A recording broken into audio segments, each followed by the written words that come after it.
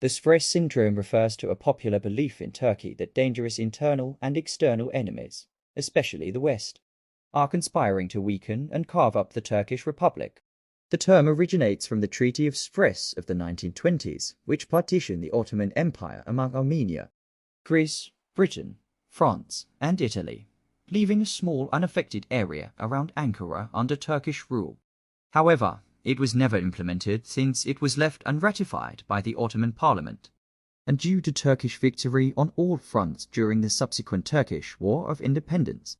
Turkish historian Taner Arkham describes this attitude as an ongoing perception that there are forces which continually seek to disperse and destroy us, and it is necessary to defend the state against this danger. This belief is often described as a conspiracy theory and has been likened to fostering a siege mentality among certain members of Turkish society. Overview. Danish political scientist Dietrich Jung describes the terms as the perception of being encircled by enemies attempting the destruction of the Turkish state, and asserts that it remains a significant determinant of Turkish foreign policy. The term has been used in the scope of the Kurdish conflict in Turkey, accession of Turkey to the European Union, and the recognition of the Armenian genocide. Historian Nick Danforth wrote in 2015 that Sevres has been largely forgotten in the West, but it has a potent legacy in Turkey, where it has helped fuel a form of nationalist paranoia some scholars have called the Sevres syndrome. History. According to Fatma M.G. Gek, the literature of Sevres syndrome highlights 3 development stages of the syndrome. The initial contemporaneous impact of the Sevres Treaty on state and society in the form of fear and anxiety. Negotiation during the radical westernization of the Turkish Republic, which is spearheaded by the military and the CHP. Internal and external enemies are defined during this stage.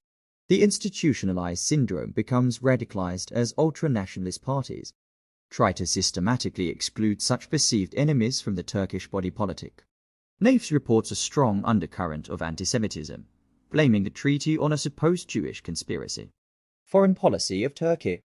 In 2019, hailing Turkey's willingness to once more project power across the Mediterranean, Erdogan said, thanks to this military and energy cooperation, we overturned the Treaty of Sevres.